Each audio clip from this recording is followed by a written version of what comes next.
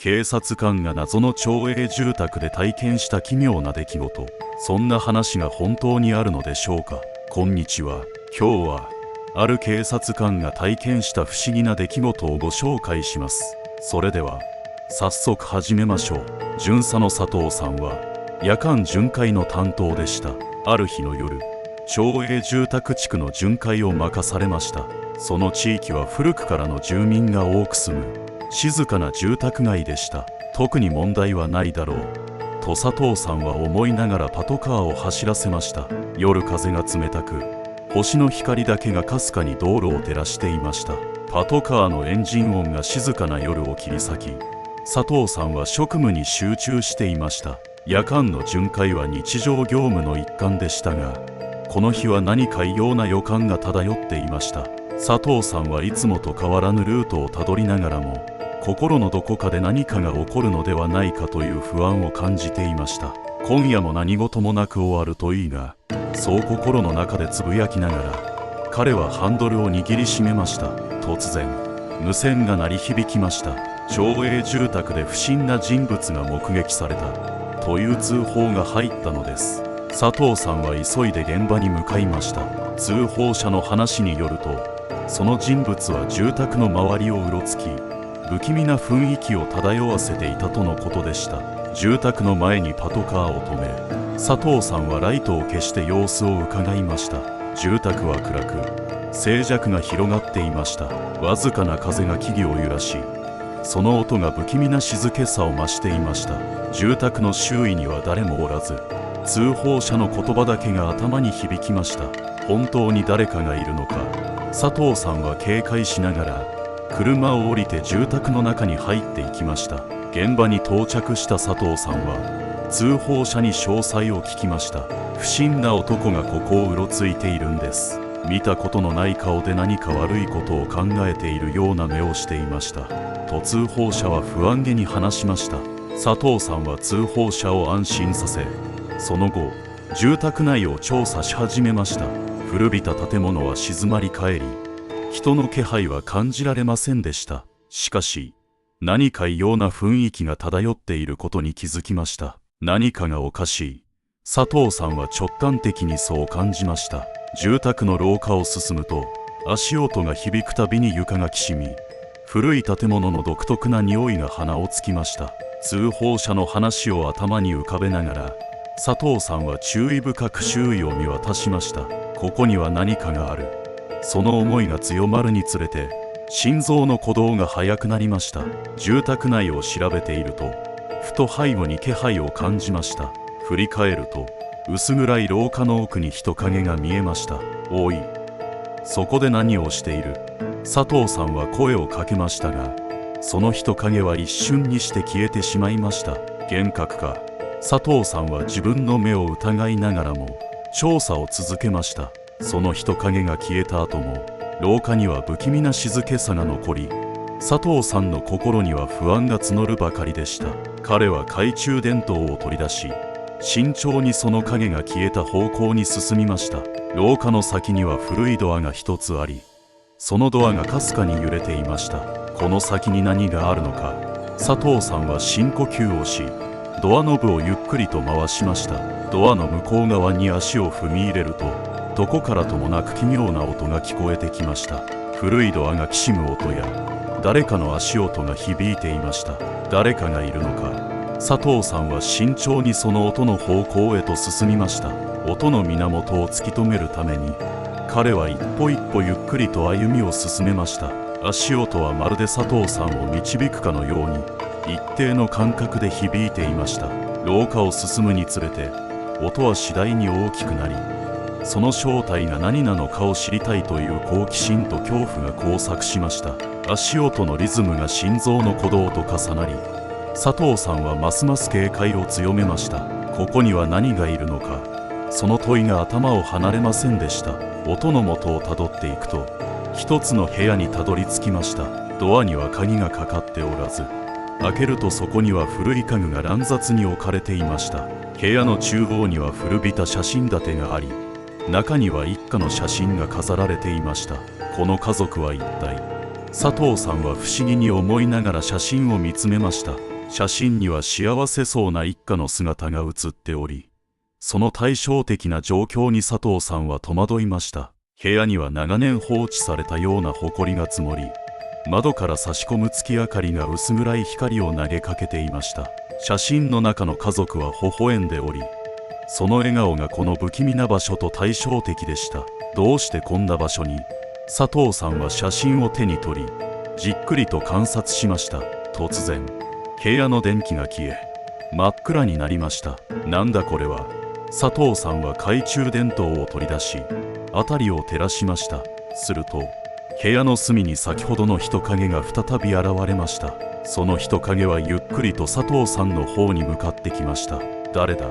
佐藤さんは叫びましたが、答えはありませんでした。懐中電灯の光が揺れる中、人影は徐々に近づいてきました。佐藤さんの心臓は激しく鼓動を打ち、不安が一層強まりました。影が近づくにつれて、佐藤さんはその不気味な存在に恐怖を感じました。影の輪郭が次第に明確になり、冷たい汗が彼の額に浮かびました。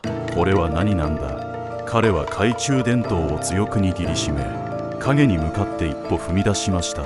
その人影が近づくにつれ、佐藤さんは背筋が凍る思いをしました。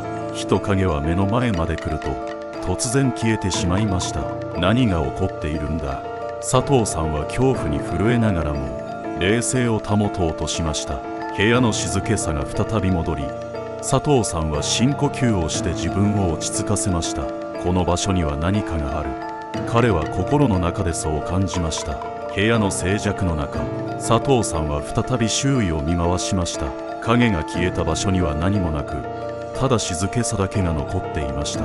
佐藤さんはもう一度写真を手に取り、今度はその裏側を調べました。そこには何も書かれていませんでしたが、写真自体が何かを訴えているように感じました。翌日、佐藤さんは過去の事件記録を調べることにしました。この町営住宅で起きた事件や事故の記録を追っていくと、数十年前に一家惨殺事件があったことが判明しました。被害者は写真に写っていた家族でした。この家族に何があったんだ。佐藤さんはその事件の詳細を掘り下げることにしました。事件記録には、当時の捜査官たちが書き残した報告書や証言がありました。報告書には、家族が突然の襲撃を受けたことが詳細に記されていました。家族全員が無残に殺害され、その後犯人は行方不明となったと報告されています。現場には争った形跡があり、家族が最後まで抵抗したことが分かりました。この家族に一体何があったのか。佐藤さんは報告書を読み進めるうちに、心の中でその疑問が膨らんでいきました。事件は未解決のまま、犯人も特定されていませんでした。警察の記録には、現場で不可解な現象が報告されていたことが記されています。事件当時の捜査官も、霊的な存在を感じたと言っていました。もしかしてこの現象はその事件と関係があるのかもしれない。佐藤さんはそう考え始めました。事件の詳細を知るために、彼はさらに資料を掘り下げていきました。当時の捜査官たちは現場で奇妙な音や影の目撃情報を報告しており、事件現場に何か超自然的なものが関与しているのではないかと疑っていました。これが全ての鍵なのかもしれない。佐藤さんは事件記録を見ながら自分の体験と重ね合わせました。佐藤さんは事件に関与していた可能性のある人物のリストを再度確認し、関係者への聞き込みを開始しました。その中である退職した刑事が重要な証言を持っていることが分かりました。彼は当時の調査で見落としていた手がかりを持っていると言いました。佐藤さんはその刑事に連絡を取り、話を聞くことにしました。退職した刑事村上さんは当時の事件について詳しく話してくれました。彼は事件現場で不気味な現象を体験しており、その家族が何かを隠していたと感じていたといいます。村上さんはその家族が残していた日記を持っていました。これが真実を明らかにする鍵かもしれない。佐藤さんはそう思い、日記を読み始めました。村上さんは当時の事件について詳細に語り始めました。あの家族は何かを隠していたんだ。私たちが調べている時も奇妙なことがたくさん起こった。音が聞こえたり影が見えたり。彼はそう語りながら日記を差し出しました。日記には家族の生活や悩みが詳細に記されていました。この日記を読めば何かわかるかもしれないと村上さんは言いました。佐藤さんはその日記を受け取り中を開きました。そこには家族の悩みや日常が細かく記されており、その中には不審な人物に関する記述もありました。これが手がかりになるかもしれない。佐藤さんはそう感じながら日記を読み進めました。日記には家族の生活や悩みが詳細に記されていました。その中で家族が不審な人物に追われていたこと、そしてその人物が家族に危害を加えようとしていたことが書かれていました。この人物が犯人かもしれない。佐藤さんはそう確信し調査を続けました。日記にはその人物が家族に対して言った嫌がらせや脅迫の内容も詳しく記されていました。日記を読み進めるうちに佐藤さんはその家族がどれだけ恐怖にさらされていたかを理解しました。私たちは何度もこの男に追い詰められ逃げ場がない。警察に相談するべきかもしれないが彼が何をするかわからない。その記述から家族がどれだけ追い詰められていたかが伺えました。さらに調査を進めると家族が襲われた夜にその不審な人物が近くの公園で目撃されていたという証言が見つかりました。佐藤さんはその証言をもとに当時の目撃者に再度話を聞くことにしました。この証言が鍵になるかもしれない。佐藤さんはそう感じました。目撃者は当時のことを鮮明に覚えており、その夜確かに見たんです。怪しい男が公園のベンチに座っていて何かを待っているようでしたと証言しました。目撃者の証言に基づき佐藤さんはその人物の行動を追跡しさらなる手がかりを探し始めました。目撃者の証言をもとに佐藤さんはその不審な人物の行方を追いました。そして彼が事件当夜に現場付近にいたことを示す新たな証拠を発見しました。佐藤さんはその証拠をもとに改めて捜査を進めることにしました。これで真相に近づける。佐藤さんはそう確信しました。新たな証拠として事件現場近くの防犯カメラの映像が手に入りました。その映像には不審な人物が家族の住宅周辺をうろつく姿が映し出されていました。これで間違いない。佐藤さんは映像を見ながらその人物の特定に向けて動き出しました。最終的に佐藤さんはその不審な人物を逮捕することに成功しました。彼は家族を襲った犯人であり長年にわたって逃亡していたことが判明しました。これで家族の無念を晴らすことができる。佐藤さんはそう感じました。逮捕された犯人の自宅を捜索した結果当時の事件に関する重要な証拠が発見されました。その証拠には被害者の家族から強奪したと思われる貴重品や犯行を示すメモが含まれていました。これで間違いない。佐藤さんはその証拠をもとに事件の詳細を明らかにしました。証拠品の中には家族の写真、手紙、そして家族の大切な記念品が含まれていました。特に目を引いたのは金のロケットペンダントで中には家族の写真が入っていました。これで間違いない。佐藤さんは確信しました。また捜索中に発見された犯行を示すメモには詳細な計画が記されていました。そこには被害者家族に対する嫌がらせや脅迫の内容が詳細に書かれており犯人が家族に対して抱いていた深い憎しみがうかがえました。メモには家族の日常生活の監視記録も含まれており犯人が長期間にわたって家族を監視し計画的に犯行を行ったことが明らかになりました。さらに捜索が進むにつれて佐藤さんはさらに衝撃的な発見をしました。地下室には被害者家族の名前が書かれたノートや彼らの写真が貼られた壁がありました。壁一面に貼られた写真は犯人が家族を監視していた証拠でありその異常な執着心を示していました。これで間違いない。佐藤さんはその証拠をもとに事件の詳細を明らかにしました。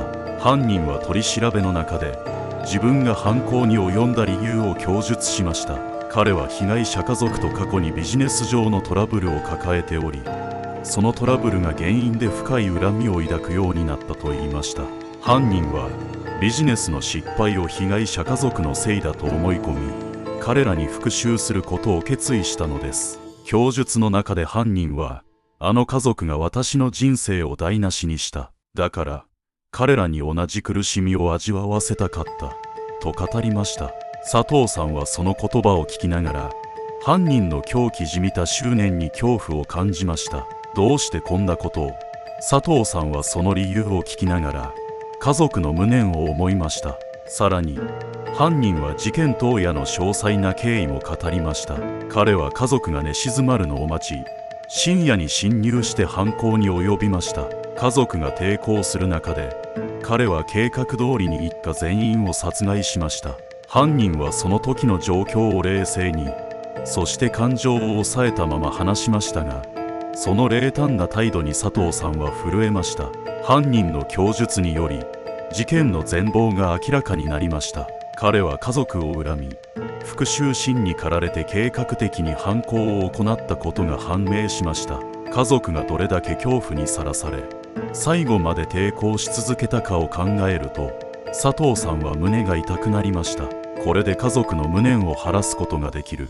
佐藤さんはそう感じました。犯人の供述と新たな証拠により、事件はようやく解決に至りました。町営住宅での不気味な現象も事件が解明されると同時に収まっていきました。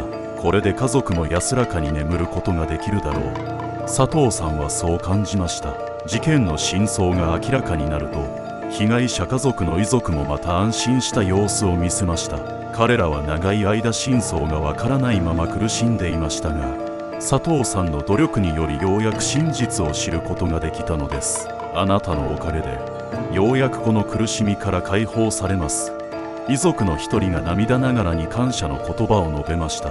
佐藤さんはその言葉に胸が熱くなりました。これであの家族も安らかに眠れる。彼はそう感じながら警察官としての責務を全うできたことに誇りを持ちました。事件の解決後、町営住宅は再び平穏を取り戻しました。住民たちは夜中に起きる奇妙な現象がなくなったと喜び、安心して生活を送ることができるようになりました。佐藤さんもまた安心して巡回を続けました。これからもこの地域を守っていこう。彼はそう誓い、日々の任務に励みました。住民たちも佐藤さんに感謝の意を示しました。あなたのおかげで安心して暮らせるようになりました。ある住民はそう言い、温かい食事を持ってきてくれました。佐藤さんはその心遣いに感謝しながら、これからも皆さんの安全を守りますと力強く約束しました。その後、町営住宅では平穏な日々が続き、住民たちは安心して生活を送ることができました。佐藤さんもまた地域の安全を守るために日々の巡回を続け、住民たちの信頼を勝ち取りました。佐藤さんが体験した不思議な出来事は彼にとっても忘れられないものとなりました。町営住宅で出会った奇妙な現象とその真実を解明することで、彼は警察官としての責務を果たすことができました。皆さんはどんな体験をしたことがありますか？いいねをしていただけると励みになります。チャンネル登録してお待ちください。それではまた次回お会いしましょう。